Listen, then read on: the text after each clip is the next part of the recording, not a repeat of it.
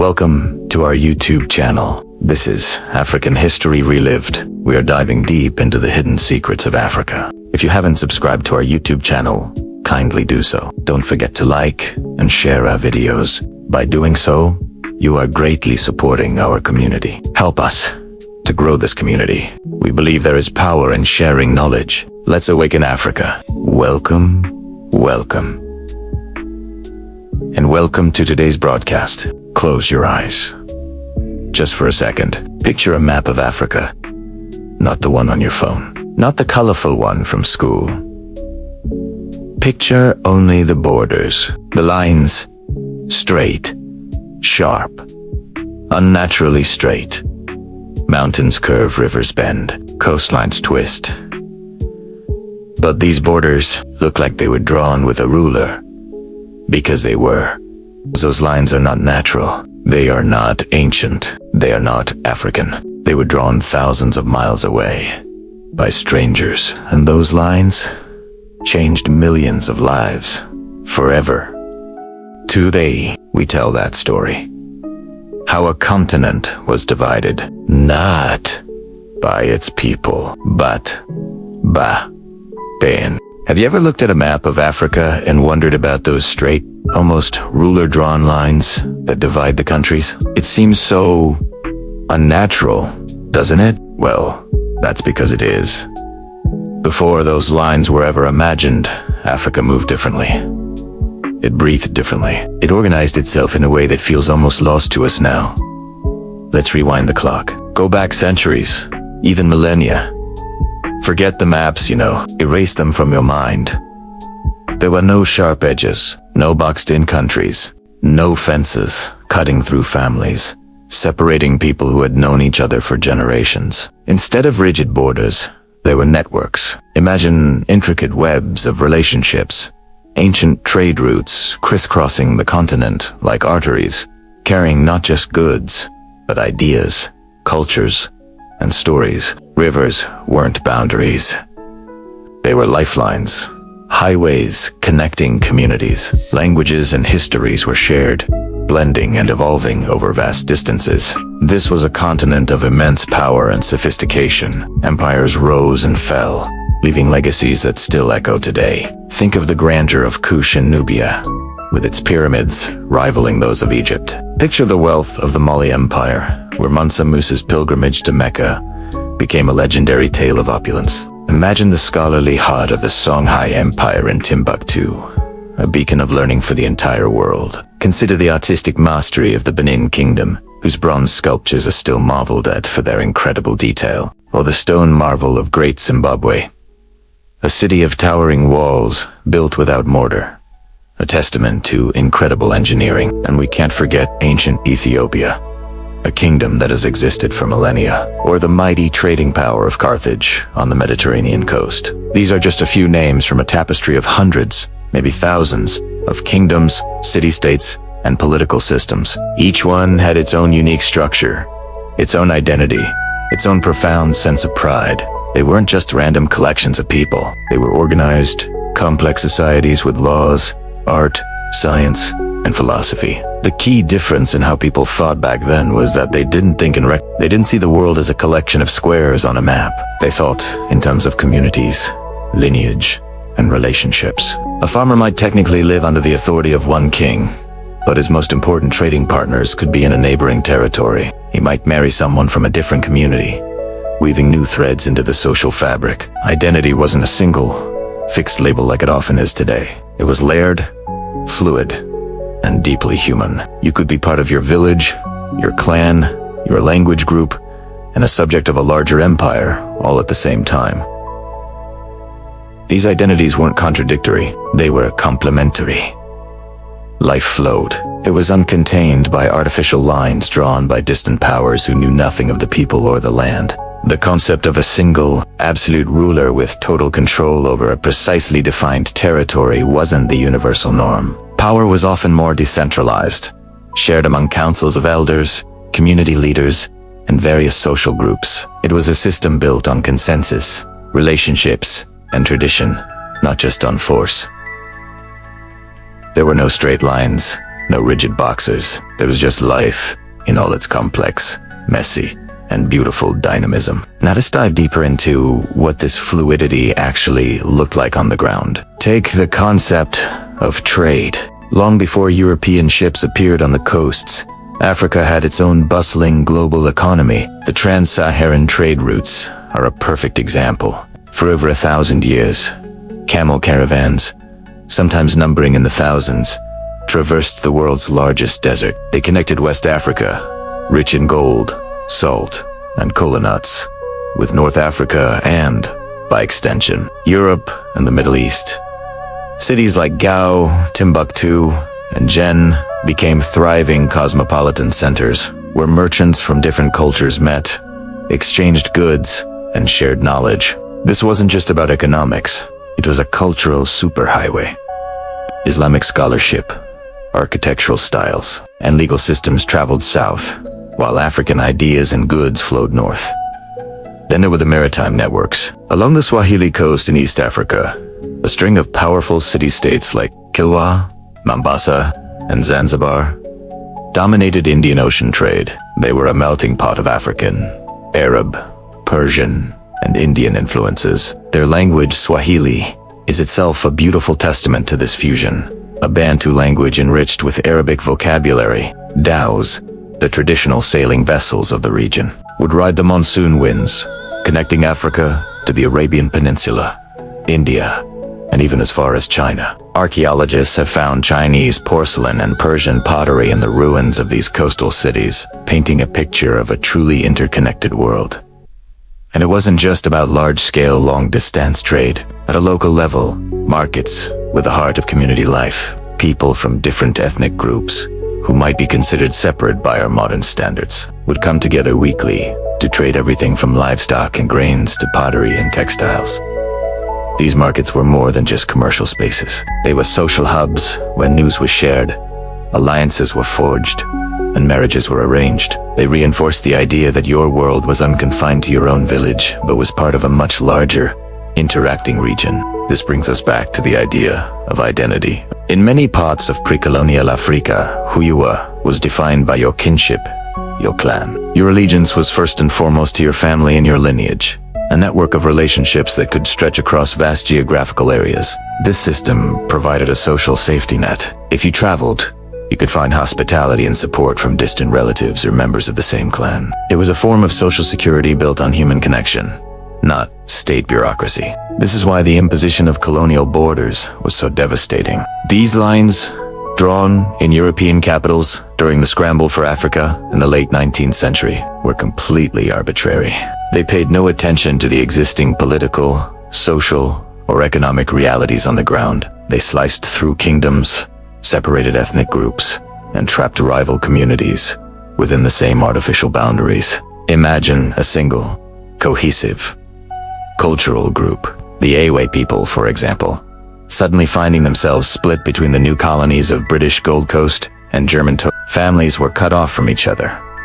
Ancient trade routes were disrupted. A system of movement and interaction that had worked for centuries was shattered in a matter of decades. The legacy of this is something Africa still grapples with today. Many of the ethnic conflicts and political instabilities that have plagued the continent can be traced back to these artificial borders, which forced disparate and sometimes hostile groups together while separating unified peoples. Understanding this pre-colonial past is not about romanticizing it. Life was not a perfect utopia. There was conflict, there was war, there were empires that conquered their neighbors. But it is crucial to recognize that Africa had its own complex, sophisticated, and successful ways of organizing society. It had its own logic, its own rhythm. It was a world built on human networks, not on lines on a map. By forgetting this history, by only starting the story of Africa with colonialism, we miss the vast majority of its incredible journey. We miss the empires, the trade, the art,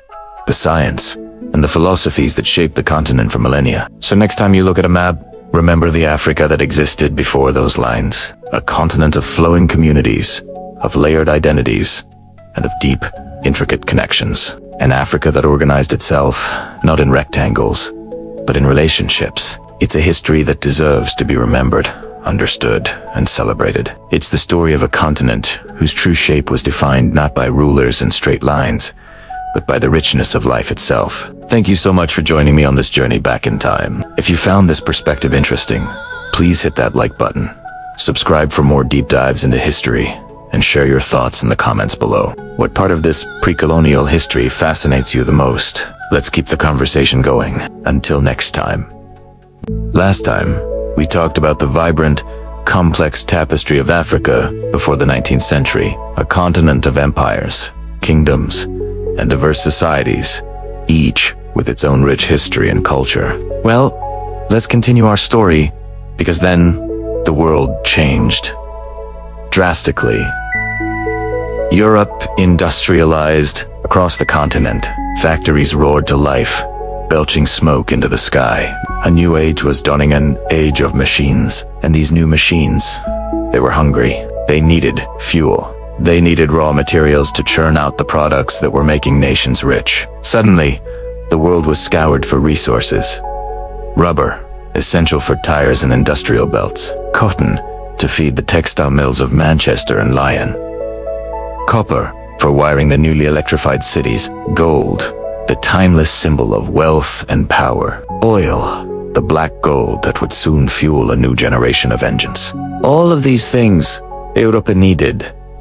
And it needed them in vast quantities. And as the powerful nations of Europe looked out at the world, their gaze fell upon Africa. But they weren't seeing what was really there. They weren't seeing the millions of people, the ancient cultures, the bustling markets, the intricate social structures. No. Through the lens of industrial hunger, Africa wasn't a continent of people anymore. It was seen as a giant storage unit. A warehouse, just inventory waiting to be claimed. A treasure chest of untapped resources, ripe for the taking.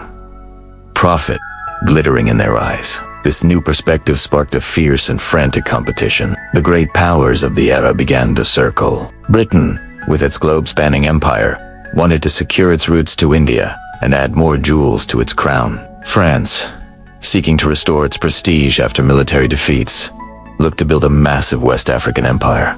Germany, a newly unified and ambitious nation, wanted its place in the sun and felt it was falling behind. And they weren't alone. Belgium, led by the personal ambition of King Leopold II. Portugal, wanting to expand its centuries-old coastal holdings. Spain, clinging to its imperial past. And even Italy, a young nation itself, wanted to join the club of great powers. Each of these nations, from London to Berlin, from Paris to Lisbon, was driven by the same urgent, paranoid thought. If we don't take a piece of Africa, someone else will. It was a continental-sized game of musical chairs, and nobody wanted to be left standing when the music stopped. This intense rivalry, this desperate grab for land and resources, would become known as the Scramble for Africa. Of course, they didn't call it a scramble. They didn't call it a greedy land grab. They dressed it up in prettier language. Tecaidit exploration, painting their expeditions as noble scientific endeavors to map the Dark Continent. They called it civilization, framing their presence as a benevolent mission to bring progress and enlightenment to supposedly backward peoples. Te Kadedid missionary work, a divine calling to spread Christianity and save souls. They called it trade, promising mutually beneficial economic relationships. But behind every one of these justifications, behind the lofty speeches in Parliament and the grand articles in newspapers, lay one simple, overriding goal: control. Control of the land. Control of the resources. Control of the trade routes. And ultimately, control of the people. The age of exploration was over. The age of exploitation was beginning. They drew lines on maps in faraway European capitals, lines that cut through communities, that divided ethnic groups, that ignored ancient borders. These lines, drawn out of ambition and competition, would create the modern map of Africa, and sow the seeds for conflicts that would last for generations. Let's take a closer look at how this played out. It wasn't just a matter of planting a flag. It required treaties, often misleading or forced upon local leaders who didn't fully understand what they were signing. A chief might think he was agreeing to a trade partnership, when in reality he was signing away his people's sovereignty, their land, and their future. This was a strategy of deception, backed by overwhelming military power. The new machine guns, like the Maxim gun, gave European forces an astronomical advantage. As one famous saying of the time went, "Whatever happens, we have got the Maxim gun, and they have not." This military superiority meant that any resistance, and there was a great deal of resistance, was often brutally crushed. From the Ashanti in West Africa to the Zulus in the South, African societies did not simply stand by and watch their lands be taken. They fought back, bravely and fiercely, but fighting spears and shields with rifles and artillery was a losing battle. The story of this period is not just one of European conquests, but also one of African resistance against impossible odds. Think about the sheer audacity of it. In 1884, to avoid fighting each other, the European powers gathered for the Berlin Conference. Here, with no African representatives present, they sat around a table and laid down the rules for carving up an entire continent. They created what they called spheres of influence, effectively agreeing on who got to exploit which part of Africa. This conference didn't start the scramble, but it legitimized and accelerated it, turning a frantic rush into an organized, systematic division of an entire continent among a handful of foreign powers. It was the ultimate expression of the industrial age.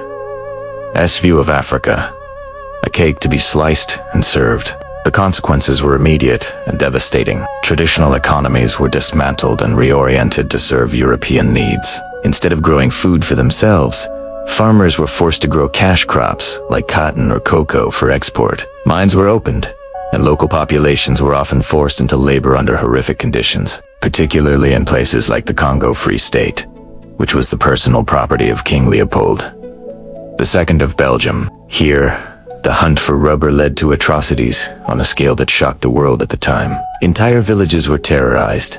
Hands were severed as punishment for not meeting rubber quotas. It was a reign of terror masquerading as a civilizing mission. This was the brutal reality behind the sanitized words of trade and progress. The wealth that flowed from Africa fueled Europe's continued industrial growth, built grand cities, and funded empires. But for Africa, it was the beginning of a long and painful chapter of subjugation, of lost independence, and of profound social and economic disruption. The new borders created new, artificial countries, lumping together rival groups and separating kindred ones, setting the stage for future instability and civil wars. The legacy of this era is deep and complex, and its effects are still felt across the continent today. The world had changed, and Africa was paying the price for Europe's insatiable hunger. Next time, we'll delve deeper into the specific methods of control and the varied experiences of colonization across different parts of the continent. It's a complex and often difficult history, but it's essential to understand. Thanks for watching. And if you're finding this series valuable, please consider subscribing and hitting that notification bell so you don't miss the next chapter. See you then. Picture this: Berlin, winter of 1884. Snow is falling softly outside, blanketing the city in a quiet hush. But inside a grand, opulent hall, the air is thick with ambition and the warmth of crackling fireplaces. The room is a who's who of European power. Dignified politicians with slick-back hair, stern military officers decorated with medals, representatives sent by kings and queens, and shrewd businessmen whose eyes gleam with the promise of profit. They gather around a massive, polished wooden table. Sprawled across its surface are enormous maps of a continent most of them have never set foot on. Africa. The clinking of wine glasses echoes as toasts are made. Ink pots are open, and pens are at the ready, poised to redraw the world. But there's a detail here, a glaring, deafening silence in this room full of powerful voices that still sends a chill down the spine of history. Look closely around that table. Scan every face. You won't find a single African. Not one chief, not one king, not one elder, not one representative from the very lands they are about to carve up. Imagine for a moment that a group of complete strangers, people who don't know your language, your culture, or your family, gather in a distant city to decide the fate of your home. They pull out a map of your neighborhood, draw lines through your backyard, give your living room to one person and your kitchen to another, all without ever asking you. That is precisely what was happening in this room. This gathering was officially called the Berlin Conference. But let's be clear, It wasn't a conference. It wasn't a discussion or a negotiation. It was an auction, and an entire continent was on the block.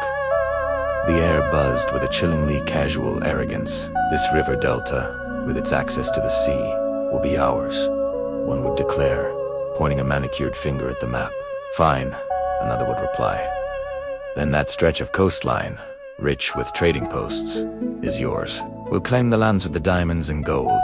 A third would interject, their voice laced with greed. They sliced through Africa as if it were a cake at a birthday party, handing out pieces to satisfy their imperial appetites. The sheer audacity is staggering.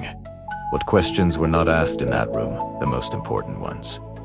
Who actually lives here? What languages do they speak? What are their traditions? Their histories? Their spiritual beliefs? Are these two groups now forced together into a single colony? Ancient enemies who have been at war for centuries. Are these other communities now split by an arbitrary line, intertwined by shared culture, language, and blood? None of it mattered. The human element was completely erased from the equation. The only variables that counted were profit, power, and the prestige of empire. The goal was simple: to exploit Africa's vast natural resources and secure strategic dominance without fighting each other over the spoils. And then came the most surreal, most destructive act of all.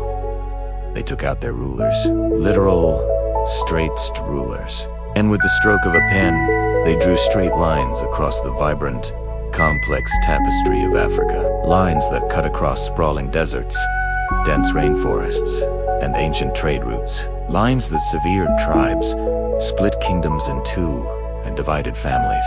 A line on a map in Berlin became a wall on the ground in Africa. A border that had no basis in geography, ethnicity, or history was suddenly a political reality, enforced by European guns. These weren't just lines, they were scars. Scars that divided people who should have been together and forced together people who had long been apart. Think about the consequences.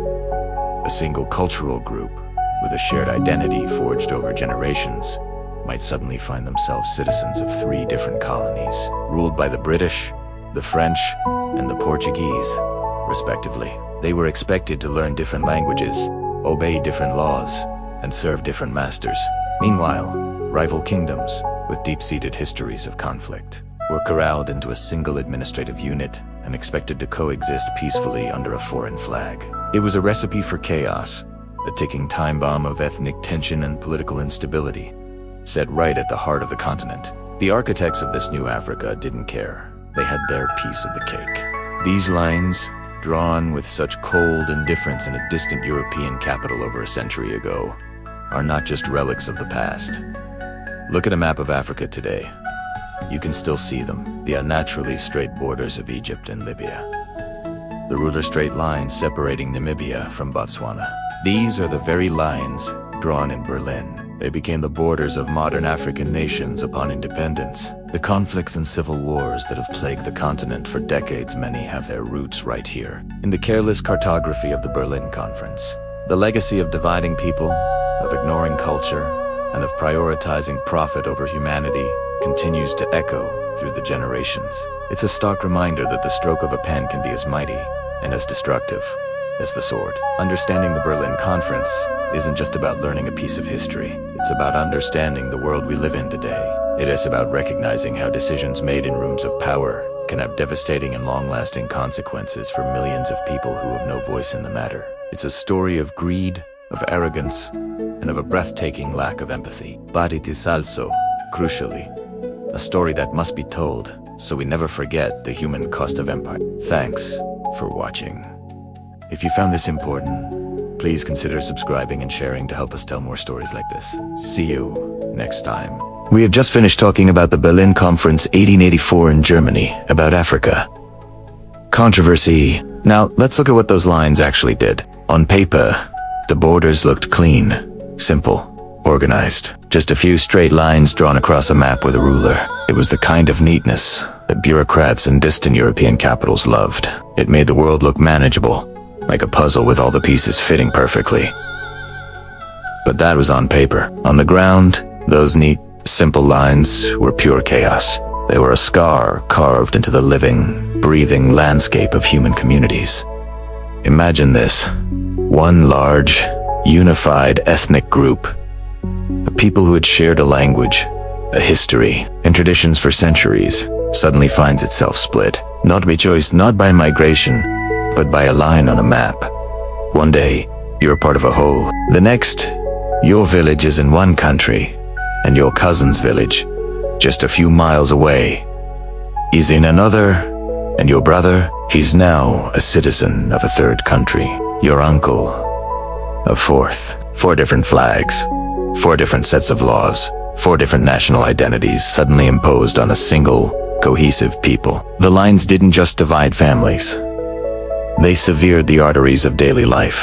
Traditional trade routes that had functioned for generations were suddenly international borders, complete with customs, posts, tariffs, and suspicion. A farmer who used to sell his grain in the market a day's walk away now found that market in a foreign land. The flow of goods, ideas, and people that had defined the region's prosperity was choked off. Cultures that had once blended and enriched each other were fractured, isolated, and forced to reorient themselves toward new, artificial centers of power. The rich tapestry of the community was shredded, with each piece left to fray on its own. Now, let's look at the flip side of this coin, because the colonial mapmakers weren't just about dividing. They were also about lumping. In another region, you might have 5 distinct groups, each with its own language, its own social structure, its own history. And let's be clear that history wasn't always friendly. These were rival groups, communities that had competed for resources, for land, for influence, for centuries. TAA, deep-seated grievances, long memories of conflict, and a profound sense of mutual distrust. And what did the colonial powers do? They drew a circle around all 5 of them and called it a new nation. Suddenly, these historic rivals were told they were all citizens of the same country. They were forced to share a government, to participate in the same political system, to build a future together. They were forced to share power, forced to trust each other, even when every fiber of their collective memory screamed not to. The very concept was absurd. It's like taking a group of complete strangers who actively dislike each other, locking them in a house, and handing them a single key. Then you stand at the door, smile, and say, "Congratulations. You're a family now. Figure it out." And then you just walk away, leaving them to deal with the inevitable fallout. That, in essence, was the foundation of colonial nation building. It wasn't about creating stable, cohesive societies. It was about administrative convenience.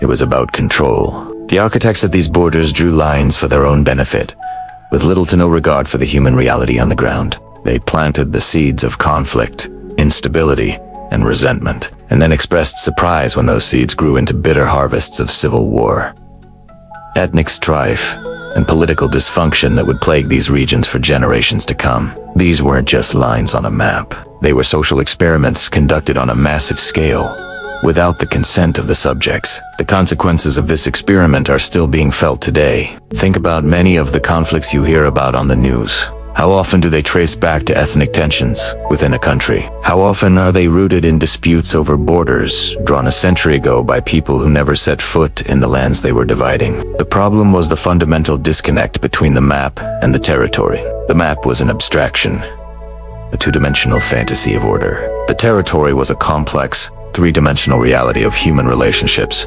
histories, and identities. The colonial project tried to force the reality to conform to the fantasy. It was an act of profound arrogance and ignorance. For instance, nomadic peoples, who had followed seasonal migration routes for centuries suddenly found their paths blocked by international frontiers. Their entire way of life, which depended on free movement across vast landscapes, was criminalized overnight. They became smugglers in their own homeland. The creation of these new nations also led to a fierce competition for control of the new state apparatus. When you force rival groups into a single political arena, the struggle for power becomes a zero-sum game. If one group controls the presidency, the army, and the treasury, the other groups are left with nothing. They are marginalized, discriminated against, and oppressed. This dynamic turned politics into a battlefield, where the stakes were not just about policy differences, but about group survival. Elections weren't just a contest of ideas, they were a census of ethnic numbers. The winner-to-carl mentality was baked into the very structure of the post-colonial state. Furthermore, the colonial powers often played these groups against each other to maintain control, a strategy known as divide and rule. They would favor one ethnic group over others, granting them positions in the colonial administration, the military, or the economy. This created a privileged minority and a resentful majority. When independence finally came, the departing colonial power left behind a ticking time bomb. The favored group would fight to maintain its privileged position, while the marginalized groups would fight to seize the power they felt was rightfully theirs. The legacy wasn't a nation. It was a permanent state of internal conflict. Consider the psychological impact. Generations of people grew up in countries whose borders made no sense to them, whose national identity felt alien and imposed. They were asked to feel loyalty to a flag that represented their historical rivals or the entity that had torn their own people apart. This created a crisis of identity. Am I a member of my ethnic group first, or a citizen of this new country?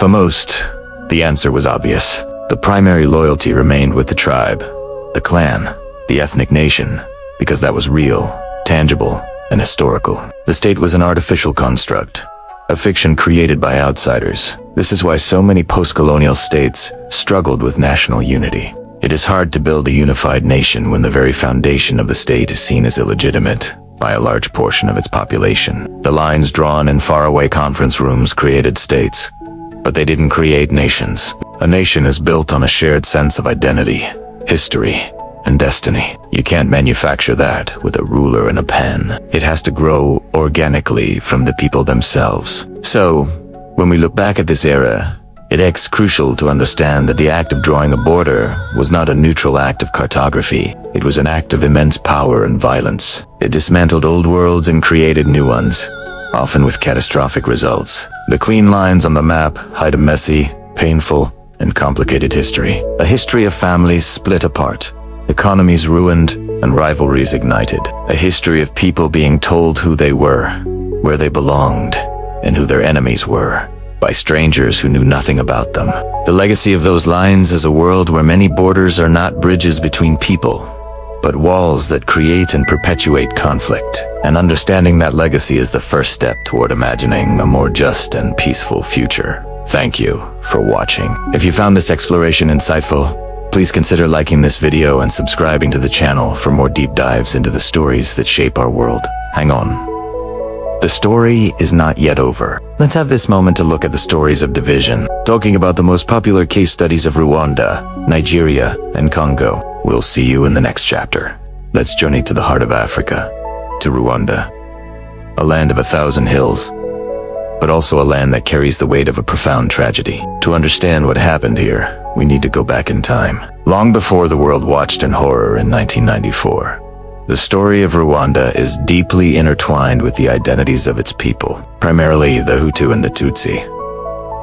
Now, it's crucial to understand that these weren't always the rigid, oppositional categories we think of today. Originally, the lines between Hutu and Tutsi were quite fluid. It was less about ethnicity and more about social and economic status. A Hutu could become a Tutsi through accumulating wealth, like cattle, or through marriage. It was a dynamic social structure, not a fixed racial one. People moved between these groups.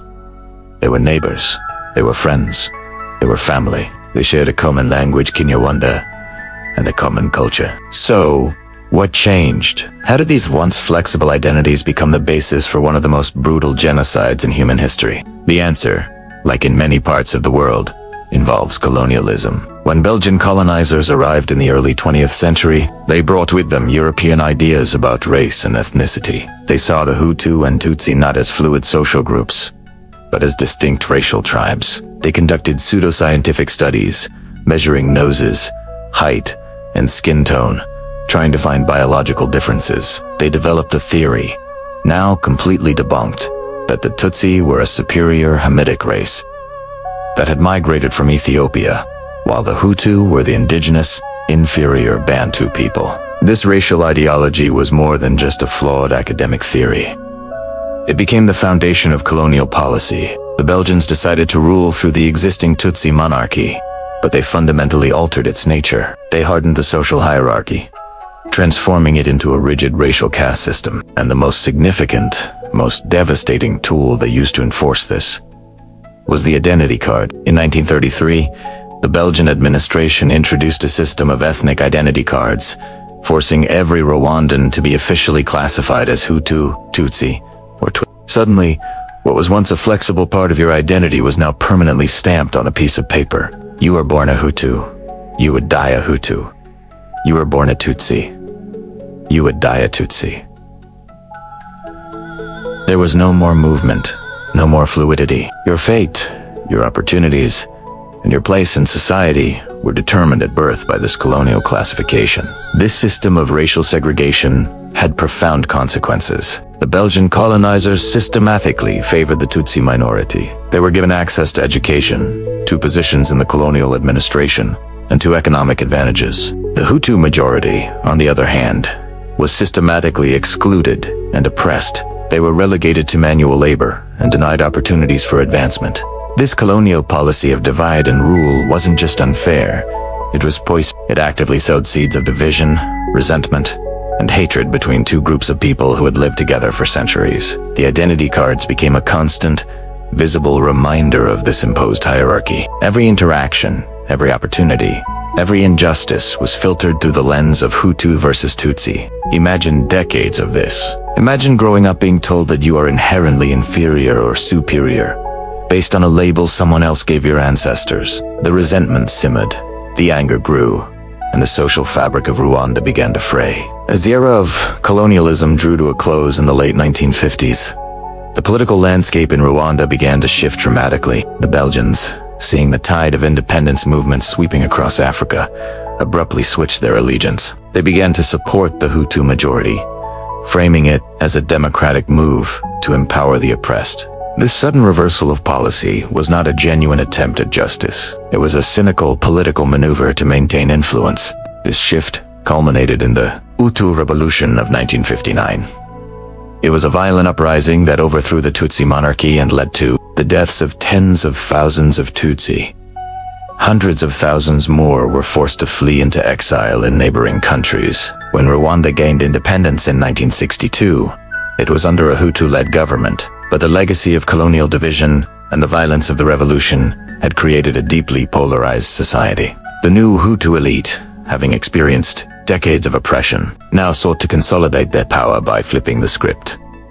The system of discrimination was not dismantled, it was simply reversed. Now, it was the Tutsi who was systematically marginalized, persecuted, and portrayed as dangerous outsiders. The ethnic identity cards, the very tool of colonial oppression, were kept in place by the new government. They continued to be used to identify, control, and discriminate against the Tutsi population. The state-controlled media and political rhetoric began to paint all Tutsi, including those still living within Rwanda, as enemies of the state, as collaborators with the exiled Tutsi refugees who were forming rebel groups. This constant drumbeat of hate propaganda was relentless. For years, the government and extremist media outlets dehumanized the Tutsi population. They were called Inyenze, a Kinyarwanda word for cockroaches. This is a classic and terrifying step on the path to genocide, dehumanization. When you convince a population that another group of people are not human, but are pests or vermin, it becomes psychologically easier to justify violence against them. Children grew up listening to this rhetoric on the radio. It became a normal part of life. The Tutsi were blamed for all of the country's problems, from economic struggles to political instability. They were portrayed as a threat that needed to be eliminated for the Hutu to be safe and prosperous. This environment of fear and hatred was deliberately cultivated and intensified over many years, setting the stage for the unimaginable horror that was to come. The final trigger came on April 6, 1994. The airplane carrying Rwandan President Juvenal Habyarimana, a Hutu, was shot down as it prepared to land in the capital, Kigali. To this day, it's not definitively known who was responsible, but Hutu extremists immediately blamed Tutsi rebels. This act served as the pretext they had been waiting for. It was the spark that lit the fuse on a powder keg that had been filled for decades with colonial manipulation, political opportunism, and ethnic hatred. Within hours of the crash, the genocide began. Roadblocks were set up across the country, manned by the army and an extremist Hutu militia known as the Interamor. And what did they use to identify their victims? The ethnic identity cards, that simple piece of paper, introduced by the Belgians 60 years earlier, became a death warrant. If your card said Tutsi, you were killed. What followed was 100 days of sheer hell on Earth. This wasn't a war fought between armies on a battlefield. This was a genocide carried out by ordinary people. Neighbors turned on neighbors. Teachers killed their students. Doctors killed their patients. Husbands killed their Tutsi wives. The radio stations, like the infamous RTLM, broadcasted hate-filled messages around the clock, cheering on the killers and even reading out the names and locations of Tutsi who were in hiding. They urged Hutu civilians to do their work and cut down the tall trees, a chilling euphemism for killing Tutsi. The primary weapons were not guns, but machetes, clubs, and farming tools. The brutality was intimate and personal. Churches, which should have been places of sanctuary, became slaughterhouses where thousands who sought refuge were massacred. The scale and speed of the killing were staggering. In just 100 days, from April to July 1994, an estimated 800,000 to 1 million people were murdered. The vast majority were Tutsi, but moderate Hutu, who opposed the genocide, who tried to protect their neighbors, or who simply refused to participate, were also killed. Think about that number. Nearly 1 million people in 100 days. That's an average of 10,000 people killed every single day. 400 people every hour. 7 people every minute. It's a rate of killing that surpassed even the industrial slaughter of the Holocaust. The world largely stood by and watched. The international community failed to intervene in any meaningful way. A failure that has left a deep and lasting stain on our collective conscience. The story of Rwanda is a devastating and powerful example of how artificial divisions, when created and manipulated for political power, can lead to the darkest depths of human behavior. It began with the seemingly administrative act of creating identity cards, a tool that hardened fluid social groups into rigid, racialized categories. This was amplified by a colonial policy of divide and rule, which bred decades of resentment. This resentment was then weaponized by extremist leaders who used propaganda and fear to turn citizens against each other. The result was a genocide that tore a nation apart, leaving behind scars that are still healing today. Rwanda's story is a harrowing reminder that peace is fragile and that the fight against hatred and division is a constant, necessary struggle for all of humanity. Thank you for joining me on this difficult but important exploration. If you found this content valuable, please consider subscribing for more deep dives into the stories that shape our world. Thank you for staying with us.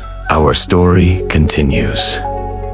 We're now journeying to West Africa, to a nation forged in complexity, a place of incredible diversity and profound challenges. We're talking about Nigeria. Imagine a country not born from a shared identity, but assembled by colonial powers. That's the story of Nigeria's beginning.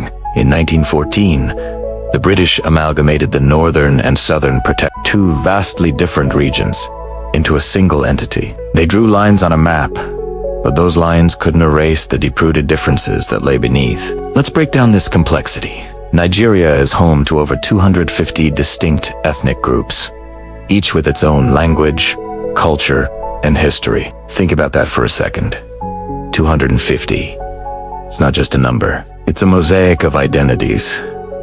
The 3 largest and most politically influential groups are the House of Fulani in the north, the Yoruba in the southwest, and the Igbo in the southeast. But beyond these giants, there are hundreds of other groups, like the Iga Kanori, Ibibio, and Tiv, each with its own story and its own aspirations. These groups weren't just culturally different. They were brought together with fundamentally different worldviews, especially when it comes to religion. The north is predominantly Muslim, with a history tied to the Sokoto Caliphate, a powerful Islamic state. The south, on the other hand, is largely Christian, influenced by European missionaries and trade along the coast. These weren't just casual beliefs. They shaped legal systems, social structures, and people's entire way of life. Forcing these distinct religious spheres into one political box was bound to create friction. And then there's history. Before the British arrived, these weren't unified peoples waiting to become a country. They were independent kingdoms, empires, and city-states.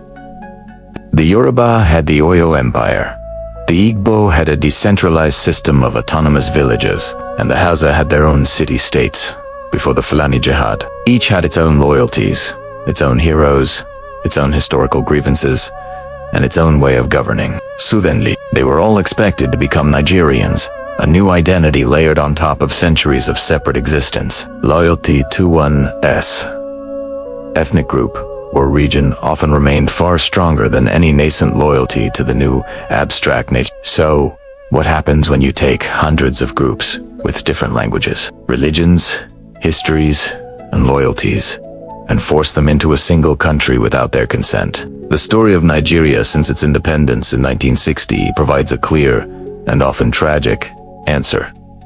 Tension after tension. The political landscape became a battleground, not just of ideas, but of ethnic and regional interests. The core question was always, who controls the center?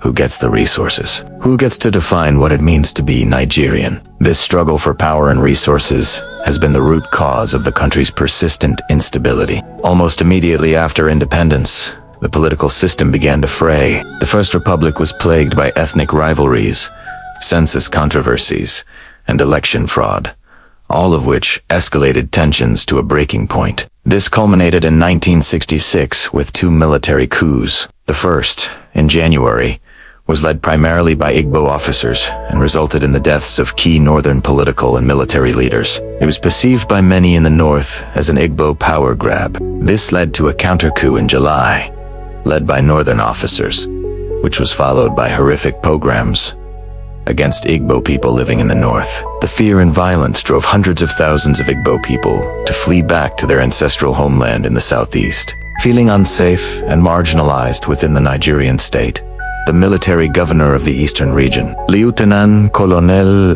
Odamegwu Ohuku, declared the independence of the Republic of Biafra in 1967. What followed was one of the most devastating conflicts of the 20th century. The Nigerian Civil War, also known as the Biafran War. It lasted for 2.5 brutal years. The Nigerian federal government, determined to keep the country whole, imposed a blockade on Biafra. The result was mass starvation and a humanitarian catastrophe. Images of starving children from Biafra shocked the world. By the time the war ended in 1970 with Biafra's surrender, it's estimated that over 1 million people, mostly civilians, had died. The official slogan after the war was, "No victor, no vanquished," and a policy of reconciliation, reconstruction, and rehabilitation was announced. But the scars of the war run deep. The memory of Biafra continues to shape political discourse and identity in the southeast, and the grievances that led to the war have never been fully resolved. You might think that the end of the Civil War would bring lasting stability. It didn't. The post-war era was dominated by military rule.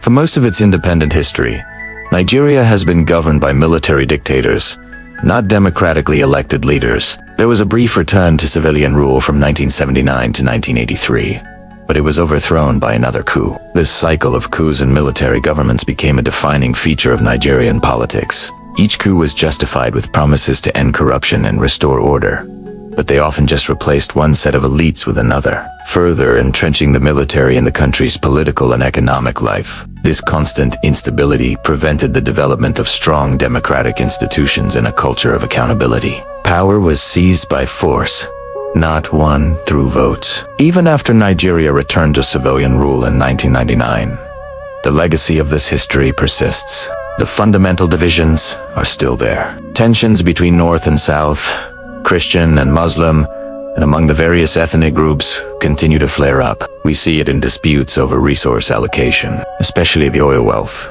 from the Niger Delta. We see it in religious violence and the rise of extremist groups like Boko Haram in the northeast. We see it in secessionist movements like the modern pro-Biafra groups, who argue that the original reasons for seeking independence are still valid today. The story of Nigeria is a powerful, cautionary tale about the consequences of creating a nation without a nation's consent. It demonstrates how colonial boundaries, drawn for administrative convenience, can create deep and lasting fault lines. It's a story of incredible resilience and creativity, but also one of persistent conflict, driven by the unresolved question of how to forge a unified national identity out of such profound diversity. The struggle to build a more perfect union, to overcome the divisions of the past, is the central challenge that continues to define Nigeria's journey. Thank you for joining us for this deep dive. The Nigerian experience is complex, and we've only scratched the surface. But understanding these historical roots is crucial to understanding the challenges and triumphs of this dynamic nation today. Don't forget to like, subscribe, and hit the bell icon so you don't miss our next projects. We're moving to Congo. Imagine a land right in the heart of Africa. So rich in resources, it's almost unbelievable. Diamonds, gold, cobalt, colonial. Name it, it's there. This land is the Congo, a place that should be one of the wealthiest on earth. But its history is a brutal story of exploitation, a story that begins not with a nation, but with a single man's greed. That man was King Leopold II of Belgium. In the late 19th century, Europe was in a frenzy, carving up Africa for themselves in what became known as the Scramble for Africa. At the Berlin Conference of 1884, European powers drew lines on a map, creating borders that had no regard for the people, cultures, or kingdoms that already existed. And in this scramble, Leopold played a masterful, deceitful game. He didn't claim the Congo for Belgium. No, he claimed it for himself. He presented himself as a great humanitarian, promising to bring civilization and end the slave trade. The world bought it. They handed him a personal fiefdom, an area 76 times larger than Belgium, and called it the Congo Free State. But free was the last thing it was. It was a state built on forced labor.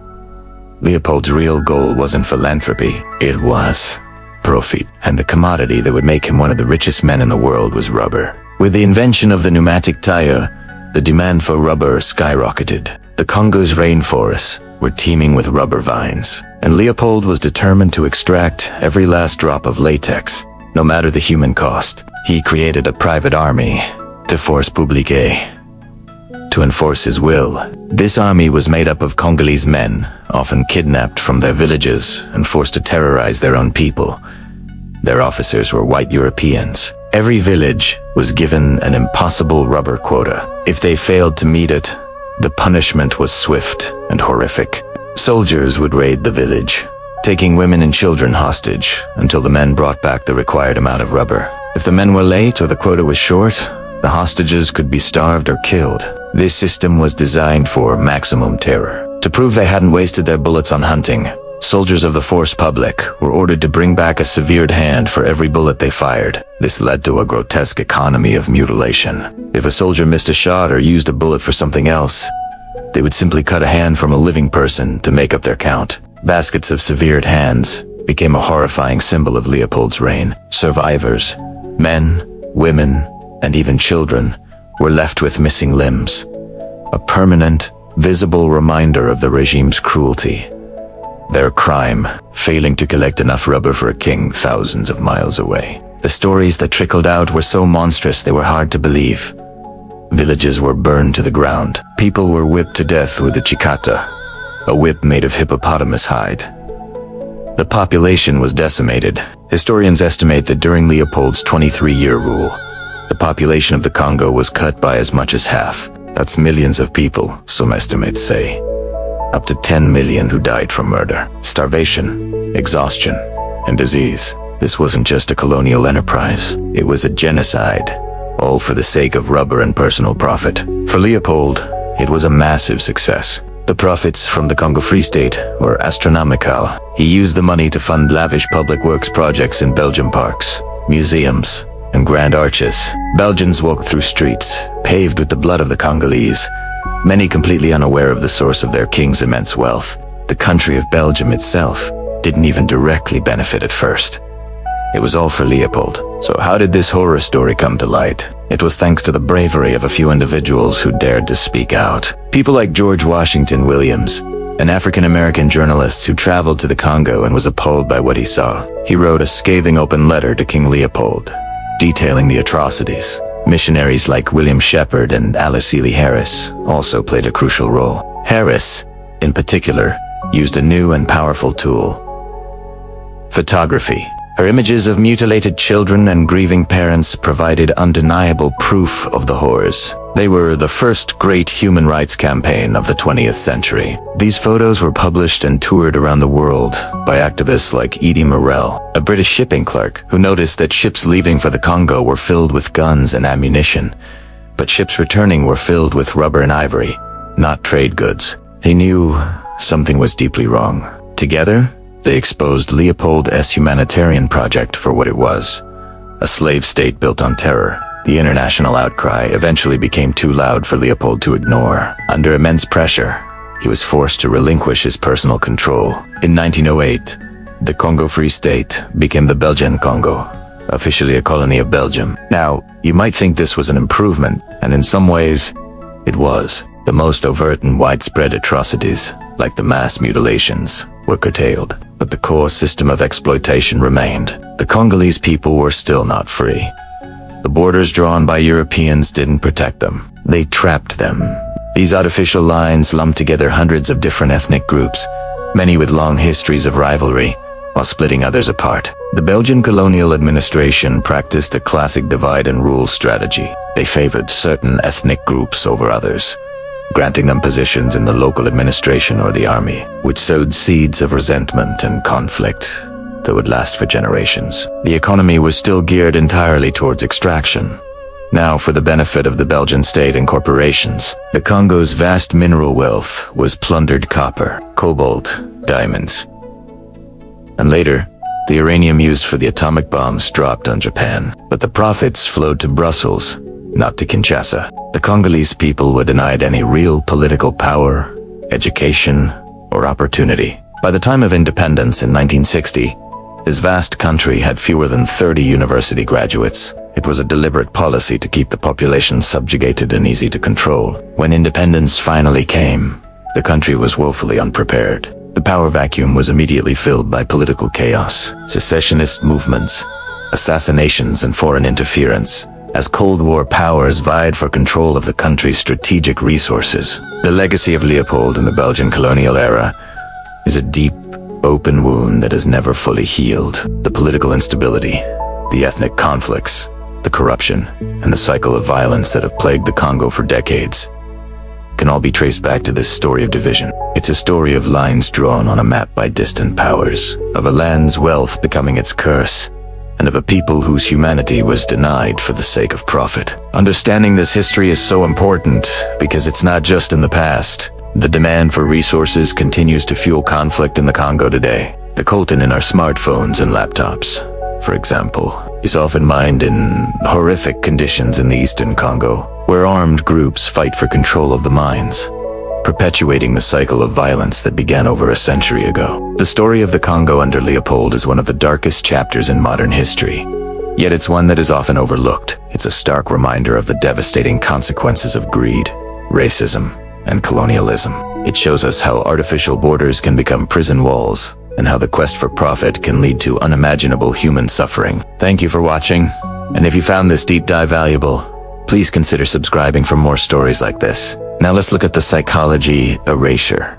But maybe the deepest damage wasn't physical. It was mental. Imagine growing up inside borders someone else invented, speaking a language someone else imposed, learning a version of history that starts with someone else arriving, as if your own story never existed before that moment. It's a subtle, slow process. You slowly begin to forget who you were, your ancestors, their traditions, their knowledge, their triumphs. It all starts to fade, replaced by a narrative that doesn't belong to you. And when you forget who you were, you forget what you're capable of. Because history isn't just a collection of dusty old stories. History builds confidence. Knowing where you come from, understanding the struggles your people overcame, celebrating the heights they reached, that knowledge is power. It instills a sense of pride, a belief in your own potential, and that confidence, that collective self-belief, is the bedrock upon which strong nations are built. When that foundation is shaken, when a people's history is erased or belittled, the consequences ripple through generations. It creates a vacuum a sense of inadequacy that can be incredibly difficult to overcome. This isn't just about feeling good about the past. It's about drawing strength from it to build the future. It's the difference between seeing yourselves as passive recipients of history and active creators of it. Let's unpack this a bit more. Think about the stories you were told as a child, the heroes you looked up to. For many, those heroes and stories came from a culture that wasn't their own. The local legends, the indigenous inventors, the pre-colonial kingdoms, they were often relegated to footnotes, if they were mentioned at all. The school curriculum centered on the achievements of the colonizers. The national holidays celebrated their history. This systematic replacement of one culture's narrative with another is what we call psychological erasure. It's a form of mental colonization that can persist long after the physical occupation has ended. It teaches a population that their own heritage is inferior, that their own ways of thinking are backward, and that progress can only be achieved by emulating the culture that dominated them. This creates a profound identity crisis. Who are we if our language is fading, our traditions are commercialized, and our history is told from an outsider's perspective? This uncertainty chips away at self-esteem, not just on an individual level, but on a societal one. It fosters a dependency mindset, a belief that solutions and validation must come from the outside. People might start to believe that their own communities are incapable of innovation, governance, or greatness. This is the insidious genius of cultural erasure. It makes people complicit in their own subjugation. They internalize the colonial narrative and, in doing so, limit their own horizons. When you don't know the giants whose shoulders you stand on, it's hard to believe you can reach for the stars yourself. But here's the crucial part. History is not a static object. It's a living, breathing thing that can be reclaimed. The process of decolonizing the mind begins with unearthing and celebrating these buried histories. It means teaching children their native languages, telling them the stories of their own heroes, and studying the complex, sophisticated societies that existed long before outsiders arrived. It means creating new art, new literature, and new films that reflect a genuine, authentic identity, not a borrowed one. This isn't about rejecting the outside world or rewriting facts. It's about adding the missing chapters to the story, creating a more complete and honest picture of who you are. It's about restoring the balance. Look at movements around the world today. Indigenous communities reviving ancient languages, nations reclaiming artifacts and putting them in their own museums, historians and archaeologists uncovering new evidence that challenges old, colonial-centric narratives. This is the antidote. This is how you rebuild that foundation of confidence. Each rediscovered story, each celebrated tradition, each corrected historical record is a brick being laid. It sends a powerful message. We were here. We achieved great things. We have a rich and valuable heritage. And because of that, we know we are capable of building a great future. When a people reconnect with their past, they are not just looking backward. They are charting a new course forward.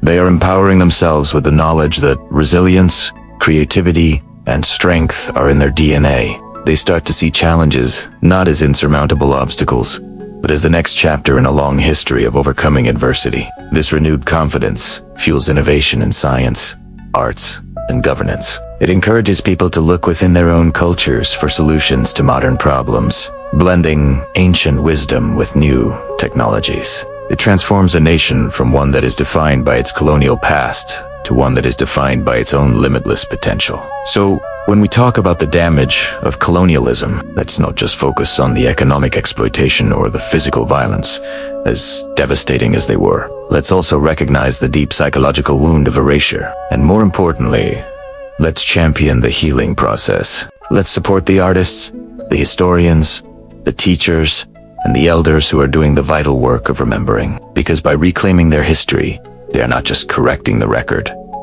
They're building confidence, and confidence builds nations. The most powerful act of resistance and the most profound step toward a truly independent future is simply to remember who you are. But here's the beautiful part. In the quiet corners of the world, something powerful is stirring. Memory survives. It's a stubborn, beautiful thing. You see, it clings to the soil. It whispers in the wind. It flows in the bloodline. Languages once thought lost are returning. They are being spoken again, sung again, written again. The ancient sounds are filling the air, reclaiming their space, proving they were never truly gone, just waiting. And with the languages, names, are returning. Names that carry history, that tell a story, that root a person to their ancestors and their land.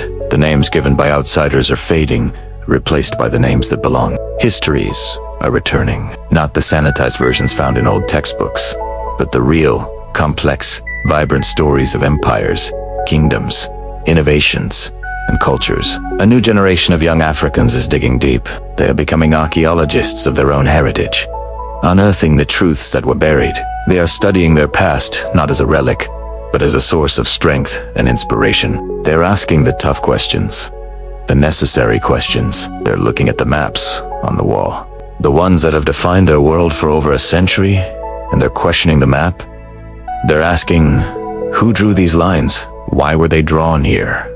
Whose interests did they serve? These aren't just lines on paper.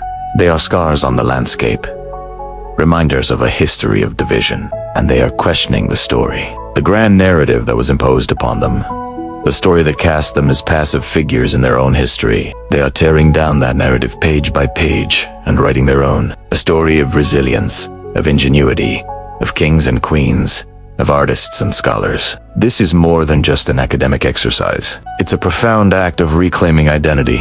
It's a declaration that they will define who they are on their own terms.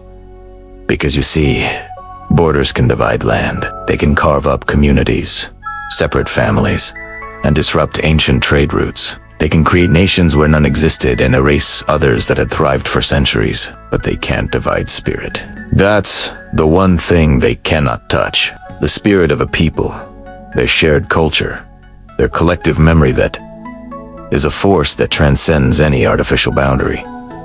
The lines were drawn by strangers, men in distant European capitals, with rulers and pens, who looked at a map of a continent they barely understood and drew lines to suit their own ambitions. They carved up Africa like a cake, with no regard for the people who lived there, for the cultures that thrived there, for the histories that were woven into the very fabric of the land. They created a puzzle that didn't fit, a map that made no sense on the ground. But the future is a different story. The future belongs to the people, not to the cartographers of the past, not to the colonial powers, but to the sons and daughters of the continent. They are the ones who will shape what comes next. They are the ones who will decide what these borders mean, or if they should mean anything at all. They are building bridges where others build walls. They are connecting through technology, through art, through music, through a shared sense of purpose. They are creating a new kind of unity, one that is not based on lines drawn by outsiders, but on a shared heritage and a common dream for the future. The map may show divisions. Look at it. It's a patchwork of straight lines and awkward angles, a geometry of conquest. It tells a story of separation, of conflict, of imposed identities. But if you look closer, if you look beyond the lines, you can see something else. You can see the connections that persist, the cultural threads that run across borders, the languages that are spoken on both sides of a line, the family ties that refuse to be broken. The map shows division, yes, but the heart of the continent, the true beating heart of this vast and vibrant land, it was never broken. It was only interrupted. Think of it like a river that has been dammed. The flow is disrupted, the course is altered, but the water is still there. The source is still pure. The potential is still immense. The interruption was a painful one, a century of turmoil and struggle. But it was not the end of the story. It was just a chapter, a difficult, painful chapter. And now, a new chapter is beginning. And now, it remembers. The continent is remembering who it was and who it can be. The memories are flooding back, filling the dry riverbeds, breaking down the dams. The spirit is reawakening. The future is not a blank page. It is a page that is being written with the ink of memory, resilience, and hope. A future reclaimed.